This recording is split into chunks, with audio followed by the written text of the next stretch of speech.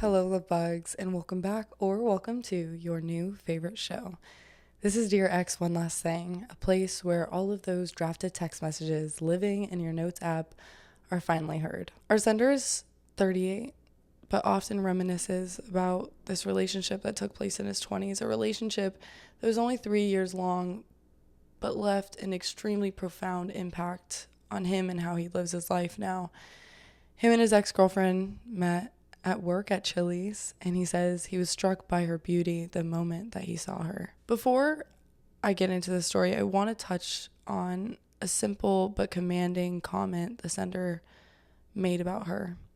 You know, in my submissions, I asked for background, I asked for first impression, I asked for trigger warnings, I asked all these little details so that us as an audience, we can better see the ex through the eyes of the sender instead of through our own. Almost 95% of people talk about the past, as they should. They talk about the anger, their hurt. They talk about the heartbreak. They talk about things that they missed, things that they should have seen, red flags. Most of the comments, of course, are going to be about this past relationship because that's what they're writing in about. But our sender today shared something about the now. He said, the last time I checked on her, she was married with a stepdaughter, and I'm so happy to see her smile. Such a simple sentence, but let me tell you, it broke me. There's so much history in that sentence. When you're young and in love, you have no idea what the future holds for you. You have no idea what plans will actually follow through and what's just fairy tale. You have no idea how good or how hurtful future is going to be, and yet we're still so eager to get there. We're so eager to see how it turns out. But when you get there, sometimes when you get to that future place, it makes you realize that the good old days are so hard to hold on to, and they're so hard to realize that you're living in it when you are. It's hard to realize you're in your own perfect little paradise when it just feels like an island. But without further ado, let me share this story with you that absolutely wrecked me, quite frankly. I want to tell you what was so special about these two. Picture this. Our sender in his 20s, coming from a lifetime of being hurt and jaded, a lifetime of trauma and dealing with issues that no one his age should have to take on. In relationships, he was cheated on, lied to, and his very big heart slowly became guarded, so guarded that he struggled to let in the good even when he knew it was genuine. He meets his ex-girlfriend working together in the service industry, and she falls in love with our sender quickly. She falls hard, the way people do when they aren't scared of what's going to happen. She sees the best in him, even the parts of him that he doesn't see, the parts of him he doesn't like. For the first time, he's not only truly seen, but he's truly loved for him, and he tries to give in. He falls in love knowing that she's pure, and yet he can't trust her. He can't let go the way that she does. And this is ultimately what drives them apart. He gets in his head.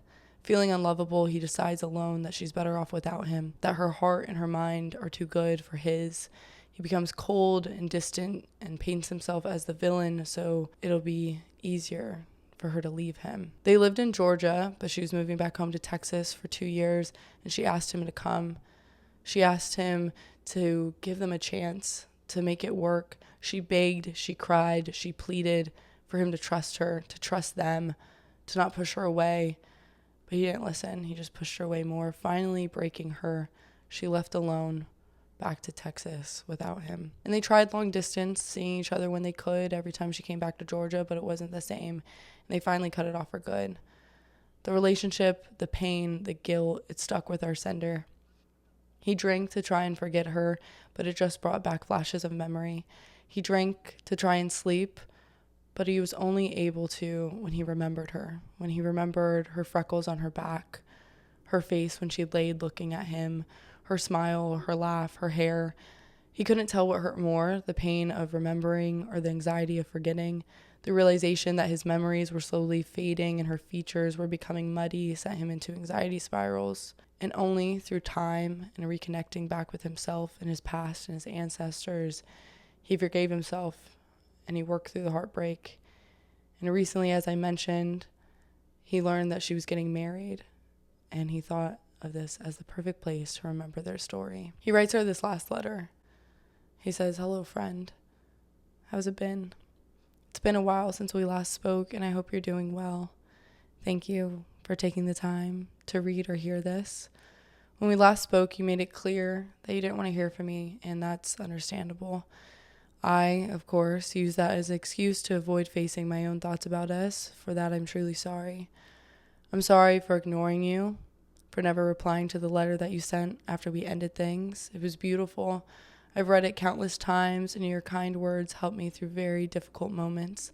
Still, I felt like if I replied to you in that letter, that would mean that we were truly done. I'm sorry for leaving you vulnerable. I'm sorry for the hardships you faced afterwards regarding what happened with your sister.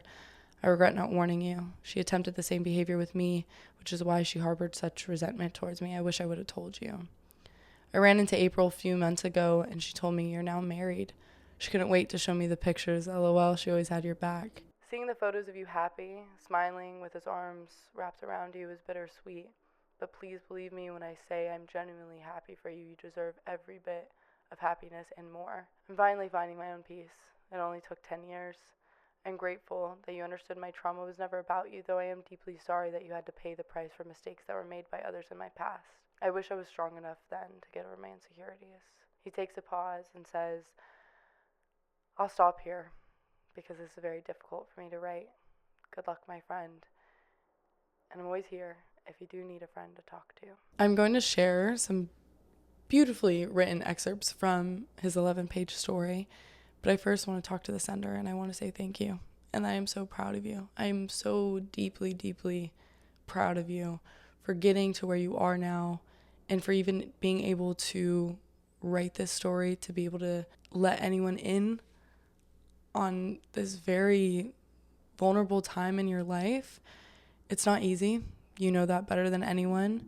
Loving, truly as cliche as it sounds, is the most powerful thing in this world. It changes you in unexpected, big ways. And falling in love is so accidental. It's so easy. You don't even realize it's happened, and then it's taking up all of your time and taking over your whole body. But what comes after, it's work.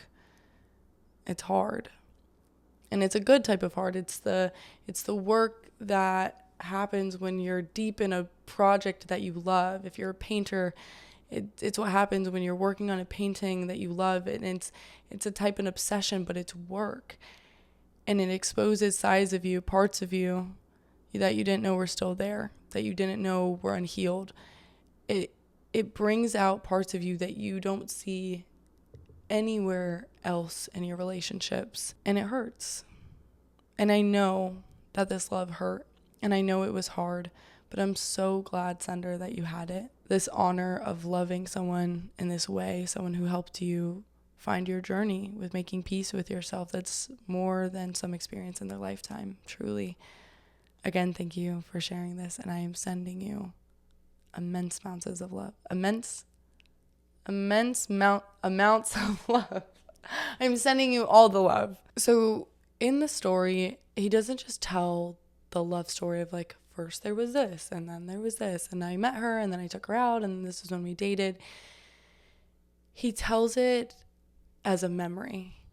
So he places himself at a bar, getting drinks, trying to forget her, and the drunker he gets, and the more he kind of loses himself in the night, the more he loses himself in the memory. So it flashes back and forth in between what's happening in the present and him trying to go back to the past to feel it. And the memories break themselves up into 3 parts. The beginning of the love, the middle where he realized he couldn't keep her, and the end where he finally pushes her away. So in the story, he's drunk at a bar. Not a good drunk. The type of drunk where you look at that guy and you're like, he's kind of a nuisance. He's drunk not even for a good time anymore, just drunk to not be in his head. He's alone and starts dancing on the dance floor, falls, gets back up, starts dancing alone again, and then it cuts to a memory. It cuts to the memory of the first time she told him she loved him. He was hanging out with her and her roommate. The roommate asks him, "What's up? What have you been up to?" He says, "Nothing, just sitting around. What your girl's been up to?" He asked, guiding the conversation back to them, so he didn't have to explain how he'd been sitting on his couch staring at the ceiling for hours. Her roommate responds, "Well, it's supposed to be a girl's night out." switching her eyes to the beautiful dark-haired woman giggling on the floor. But this one here wouldn't shut up about you. She missed you and wanted to see you. She looked back at him and said, "So now that we're here, where's that sexy roommate of yours?" she asked provocatively. He said, "Why don't you go knock on the door and see what he's up to?" He nodded to the door behind her. And then he looked down at that beautiful dark-haired woman giggling on the floor. "And what are you doing down there, silly?" She giggled. He said, "Sorry. No, I don't. No idea," he said with a big smile. "Well, it's a secret. Come down here and I'll tell you," she said, signaling to the floor. So he lied down next to her and stared up at the popcorn ceiling. "Well, what's the big secret?" he asked her. "You ready?" she asked, trying to find a comfortable spot on the wooden floor, rearranging herself to lie on her side. "Yep," he said, turning his head to her. "Are you sure?" she smiled. "Yes," he said, laughing, rearranging himself like she did in order to meet her face to face, and she embraced him and whispered, "I love you." And it snaps back to him at the bar. He's only getting drunker. The bouncer has to kick him out. They're trying to drag him out. And then as they're trying to get him up from the floor, screaming at him to get up so he gets out of this bar, he's getting kicked out, it snaps to another memory. The middle of the relationship where his mental health is so bad that it's weighing on both of them. "Baby, get up," she pleaded. "Baby," she tried again. He said, "What?" coldly. She said, "Get up. You've been sitting, staring at the TV all day. It's not even turned on. It's depressing," she said, sitting on the couch next to him, holding his hands. "It is?" he asked, genuinely confused. She said, "Yes, let's get out of here. Let's do something," she begged. "What do you want to do?" he asked, feeling a bit anxious at the thought of leaving the apartment. "Anything. Let's go to Chattanooga. Let's go out. Let's have a drink," she told him excitedly, doing her best to motivate him. "I want to have some fun." "All right, let's go," he responded. He was not in a fun mood, but he was thirsty, and he had been thirsty for as long as he could remember. Snaps back to the bar. At this point, he's out of the bar. He's trying to find his way home, stumbling out. They're asking, "Where are you going?" They're trying to get him home safely. And once more, it snaps back to the end of their relationship. She says, "Where are you going? We have to talk about this." "What is there to talk about?" he replied coldly, avoiding eye contact. "Us," she yelled, bewildered and angry. "Already said that I can't go with you." His tone and demeanor were both showing signs of frustration. "I have things to take care of here in Georgia." "I'm not asking for you to marry me," she exploded. "I'm asking for you to give us a chance," she cried, reaching for his hand.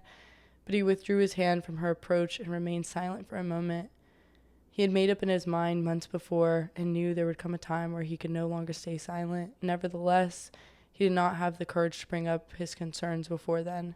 He continued to lie to himself and at the same time excluded her from the conversation, hurting her even more in the process. He loved her.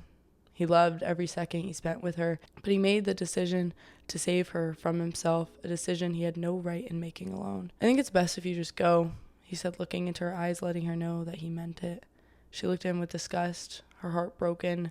She got in the car and left him, and he watched her as she drove away, his heart broken, and leaving pieces where they landed. And I don't know what it was about this story. Maybe it's the fact that I've been on both sides, and no matter what side you're on, it just feels like sand going through your fingertips. To be the one who's in love with someone that won't just let you love them is the most painful thing in the world, I think, because you see them in this light, and you can see how good it would be if they would just let go and trust you. Trust that you will catch them. Trust that you will love them no matter what. Trust that whatever side they show you, whatever thing they throw at you, however bad it gets, you will love them, and you will love them for it, and you will love them more for letting you in on that. And you just want to show them that they're worth that. They're worth unconditional, undying love. And yet, no matter how hard you try, no matter how soft you are, no matter how vulnerable you are, no matter how many chances you give, no matter how much reassurance you give, just something doesn't connect. And it's so painful, because all you want is that person, and you could tell that they think they're doing you this huge service by saving you from them, and you don't want to be saved from them. You just want them. And then I have been the person on the other side that feels too ugly on the inside, too nasty, too just revolting, disgusting, damaged to be loved. And you see this person who's so pure and full of life and full of love, and you just think, I'm going to ruin them. I'm going to corrupt them. All of this icky unhappiness inside of me, it's going to affect them, and I'm going to change them for good. I'm going to change them forever and not for the best. And they love me so much they can't even see it. And so I have to do the right thing, and I have to set them free. You just can't. The fact, like, it's, you do, or at least for me, I did feel like I knew better. I did feel like there's no way in hell that this person truly knows me and still wants to love me.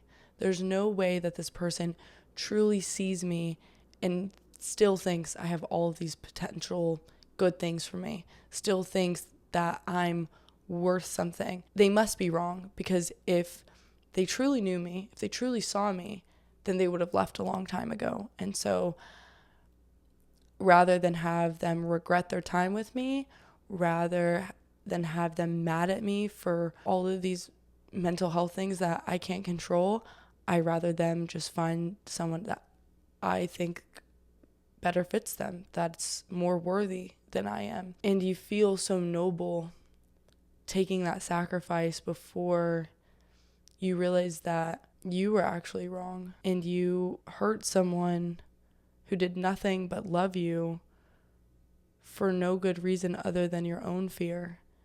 And when that finally catches up with you, when that realization finally catches up with you, it is not fun. It is not. And by the time that it all catches up to you, this realization of what you've done to this person, you feel even worse about yourself. And then you feel like, is it even fair to explain myself? Is it even fair to tell them the truth of why I did it, when all I did was be unexplainably cold and distant and make them feel crazy? Why should they listen to me? Why should they forgive me? Should I even bother them with that? Isn't it just better if they actually think I'm the villain? And then you have to live with that. And I'm glad that the sender found a way to make peace with his decisions and actions, and also from the pain of his past, so that he could move forward and maybe love in a way that's more trusting and more forgiving and more honest. And I'm glad that he found us. And if you've listened to this and it's inspired you to send in a story, I hope that you could find that in us too. I hope that you could realize you're never alone, ever. The Love Bug family is always here for you. And I would love to hear from you. I'd love to hear your story. So check out the link in the caption below, in the YouTube bio or in the Instagram bio. Go ahead and click on that. When you get to the link tree, it's going to be the very first button you see that takes you to the anonymous Google form. If you like this story, this letter, this episode, if you like me even, go ahead, leave a comment, a like, follow along maybe, or share to a friend who you think might like it. It helps me keep going, helps the podcast grow, helps us reach more listeners, and therefore more crazy stories for you guys. I hope you enjoy the rest of your day today. As always, a simple but important reminder that I haven't told you guys in a while. Don't text your ex. Text me instead. With love, your host, Mia Rose.